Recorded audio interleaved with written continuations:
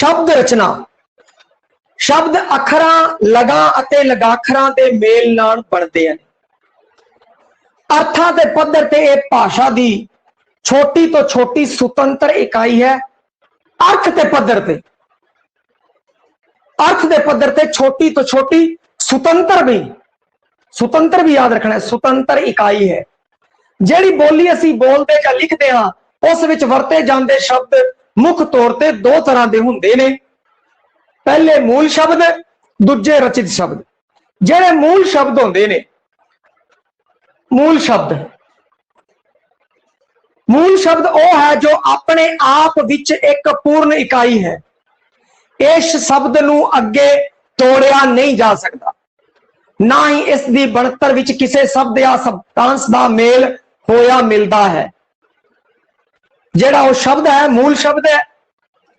शब्द के पिछों जे अगेतर पछेतर सब कुछ हटा दिए, अखीर दे विच जो बचेगा वो मूल शब्द होवेगा। जिवें कर, पण हुण इहदा अगे टोटे नहीं हो सकते बई। कर दे अगे जो टोटे करोगे कह ते रह बनूगा, इहदा कोई अर्थ नहीं होवेगा, कोई अर्थ नहीं होवेगा। रेत तह दे जो टोटे करोगे तो कोई अर्थ नहीं निकलेगा, यानी कि मूल शब्द है। उस तो बाद बाग,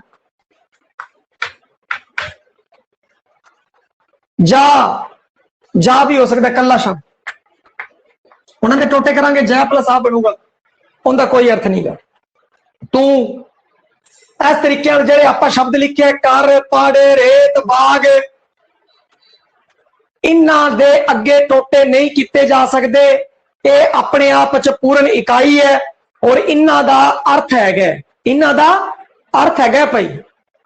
कि तुसीं की लिख दो, ची ची पी टी टी टू कुछ भी लिख दो, ये की मतलब होया? वो निरर्थक हो जाएगा, फिर निरर्थक शब्द हो जाएगा। एक ही है अर्थक, जिंदा कोई अर्थ है। उस मूल शब्द की गल करते अपने आप च पूर्ण इकाई होगा, इनू गा तोड़िया नहीं जा सकता और अगे नहीं खोल सकते अपना, इनका अपने आप च एक अर्थ होगा। इस तरीके के होर भी बहुत सारे शब्द ने। फिर अगले गल करते हैं आप रचित शब्द की। जिहड़े रचित शब्द वो शब्द है जिहड़ा मूल शब्द तो वख-वख ढंगां नाल रचिया जाता है। किसी भी भाषा की बहुत ही शब्दावली अजिही शब्दां दी हुंदी है और इनके जिहड़े दो भाग है रचित शब्द ते बई, समासी शब्द ते उत्पन्न शब्द। समासी ते उत्पन्न बई पहला आपां की करते हैं, रचित शब्द नूं समझते हैं। जिवें कर तो करता बन गया, देखो कर तो की बन गया, करता बन गया।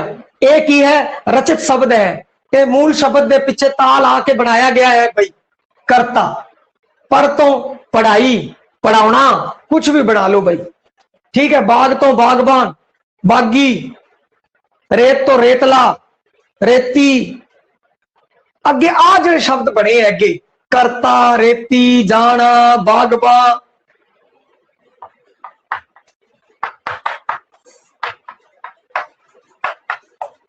ये रचित शब्द है। इन्हों तोड़िया जा सकता है, इन्हों तोड़िया जा सकता है। जो इन्हों तोड़ांगे तो फिर की है कि जड़ा एक शब्द निकलूगा उनका अर्थ होगा और दूजा जिहड़ा है वो अगेतर पछेतर।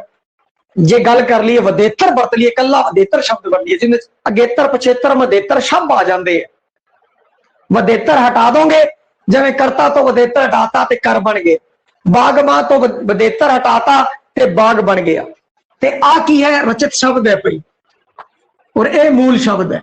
मूल शब्द ते रचित शब्द तुहानू चंगी तरह समझ आ गया होगा, ओके कर दो भाई। मूल शब्द अगे तोड़िया नहीं जा सकता, खोलिया नहीं जा सकता, अपने आप च उनके पूर्ण है भाई, ठीक है। कर, पढ़, रेत, बाग।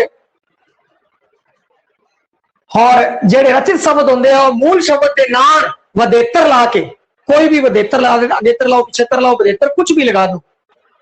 जिवें पढ़ तो अनपढ़ बन सकता है, पढ़ तो अनपढ़ भी बन सकता है भाई। आलू अनपढ़ बन गया, अनपढ़ बन गया ते अनपढ़ की हो गया, रचित शब्द हो गया, ये रचिया गया शब्द हो गया। हुण शब्द रचन के दो तरीके है भाई। शब्द रचन के दो तरीके, एक है समासी शब्द, एक उत्पन्न शब्द। हुण सब तो पहला आपां की लेने आ समासी लेने। समास का अर्थ होता है जोड़ना या संखेप करना। जदों दो या तीन शब्दां नूं जोड़ के उन्हां दा संखेप रूप इस प्रकार बनाया जाए कि उसका एक नवा अर्थ बन जाए, उस नूं समासी शब्द कहते हैं। समास का मतलब ही यही है भाई, जोड़ना, संखेप करना। दो या दो तो वध शब्दां नूं जोड़ देंदे हैं, संखेप करके नवा शब्द बन जाते हैं, उसका भी कोई ना कोई अर्थ होएगा, वो समासी शब्द होएगा। जिवें सज व्याही, सज व्याही, जिहदा सजरा सजरा व्याह होया होवे, वो सज व्याही है भाई। हथ कड़ी, हथ प्लस कड़ी भाई, हथ को समासी शब्द कहते हैं, परंतु उत्पन्न शब्द होंदे हैं वो अगेतर ते पछेतर तो बने होंदे हैं। समासी शब्द दो या दो शब्दां नूं जोड़ के बनाए जाते हैं। उत्पन्न शब्द है जो वधेतर ला के बनाए जाते हैं भाई।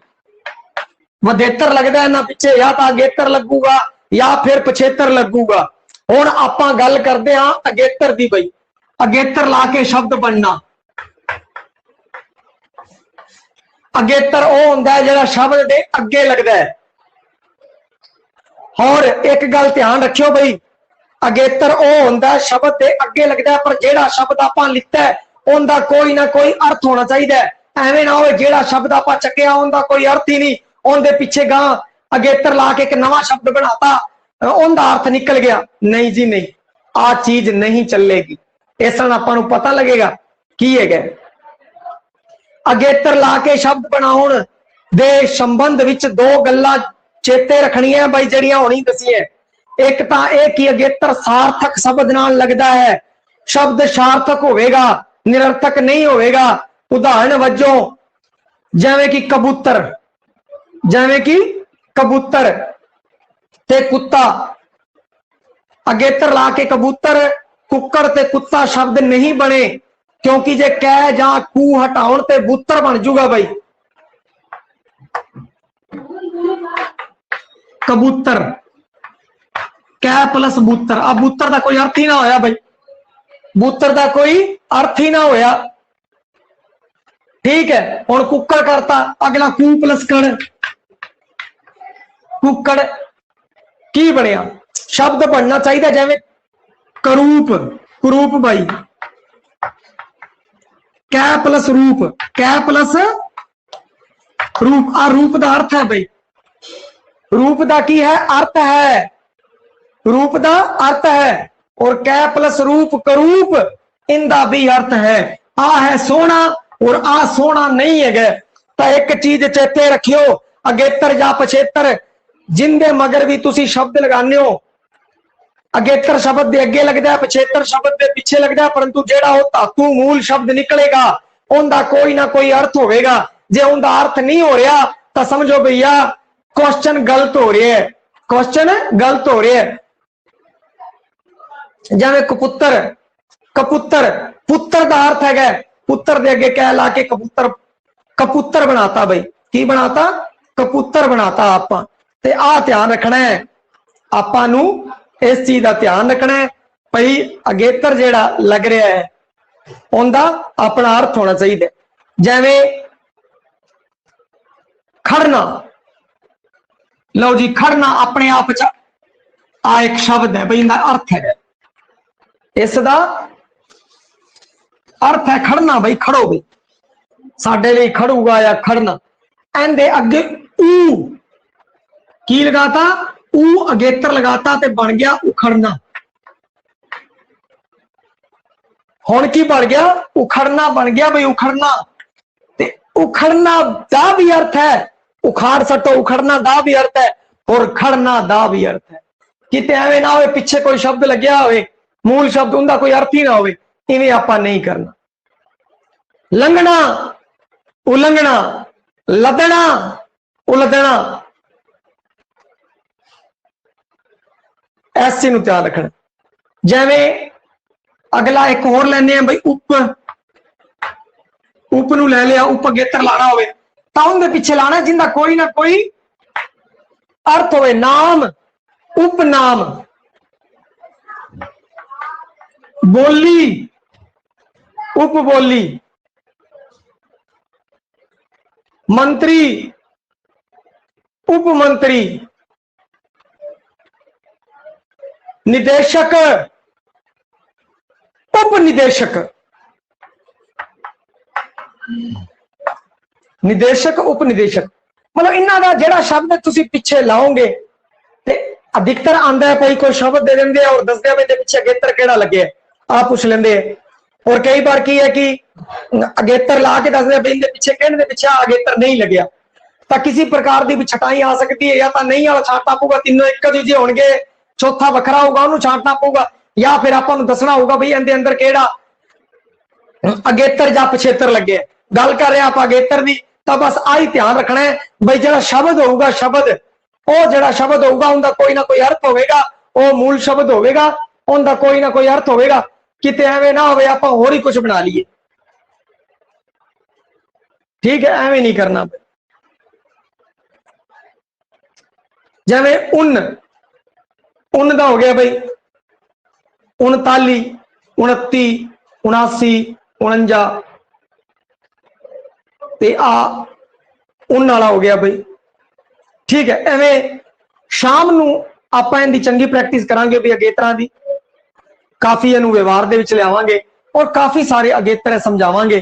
और उहदे विचों अगेतर पछेतर दे विच सिर्फ इन्नी जी कहानी है, बिल्कुल सिंपल जी, कि जे तुसी मूल शब्द कढ लिया, मूल शब्द कढ लिया उहदे विचों, तुहानूं पता लग जाएगा अगेतर है कि पछेतर। जे वो मूल शब्द ही ना आपां कढ सके तो आपां नूं नहीं पता लगना पाए।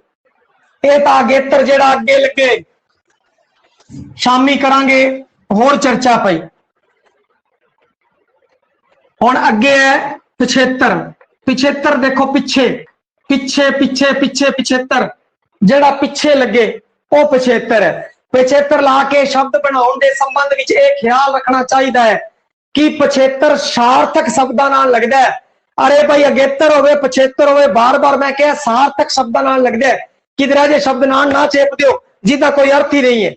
और फिर सार्थक शब्द नाल लग के जेड़ा नवा शब्द बनेगा उनका भी कोई अर्थ होगा, वो भी कोई सार्थक शब्द होगा। जिवें कि रात शब्द बनाता आपां, तै पिछेतर ला के आपां बनाता रात शब्द लाता जी, कह रह दे पिछे तै शब्द लाता, राह दे पिछे तै शब्द। अरे भाई राह अपने आप च की है, एवें आपां की कीता, बरात करता भाई, बरात करता आपां बरा प्लस तय करता भाई। बरात का जेड़ा पंजाबी च कोई अर्थ नहीं है, बरा प्लस तय ये की होया, इनका कोई अर्थ ही नहीं गा भाई, इनका कोई अर्थ नहीं। किधर आप पुट्ठा काम ना कर दो, बस एक ही ध्यान रखियो भाई जिंदे नाल लाओ, जिंदे नाल लाओ वो एक सार्थक शब्द होना चाहिए। या जो तुसी छांटो तो ये देखना है भाई केड़ा शब्द सार्थक बन रहे है, केड़ा शब्द सार्थक बन रहे है, फिर अपने लगूगा। जिवें देखो रंग दे पिछे ला दो भाई, रंग का अपना एक अर्थ है, रंग दे पिछे तय लाता रंगत बन गया। संग दे पिछे ला दो, संग का अपना एक अर्थ है भाई, ते तय लाता संगत बन गया। संगत दा भी असर होंदा है, संगत दा भी अपना एक अर्थ होंदा है भाई। हुण आपां एक दो एग्जाम्पल लैने भाई।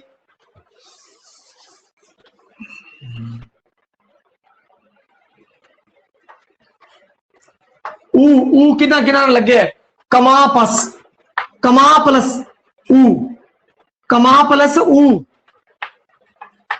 कमाऊ। हुण कमा है जेड़ा भाई कमाल है, कमा कमा कमा भाई कुछ कमाओ, इनका भी अपना एक अर्थ है कमा दा, ते कमान कमाऊ हो गया। इत्थे खा ला दो भाई, खा, खा दा अर्थ होंदा आ खा, ओ खा, कुछ भी खा, खा दा अर्थ है। और इनके पिछे आ लाता खाऊ, अरे यार खाऊ यार है, खाऊ दा भी अर्थ हो गया। ठीक है जी, ते इस तरीके आ ध्यान रखना है भाई। अगर ओ होवे ओ, इनके पीछे ओ ला दो कमाओ, इनके पीछे खा दे पीछे ला दो खाओ, गा दे पीछे ला दो गाओ। ठीक है, ते टा दे पीछे ना ला दो टाओ, ना तो टा का अर्थ बनया ना टाओ का कोई अर्थ बनया। ये जे काम नहीं करने, सब तो पहला आप छांट लेना, आपां नूं छांट लेना, मूल शब्द कर लेना। ओ मूल शब्द होगा उनका कोई ना कोई अर्थ होगा। निरर्थक शब्दां दे अगे पिछे अगेतर पछेतर नहीं लगते भाई। सार्थक होगा। सार्थक शब्द दे अगे लाओ, अपना काम पेपर दे विच आई होगा कि आपां सार्थक शब्द बनाऊगा।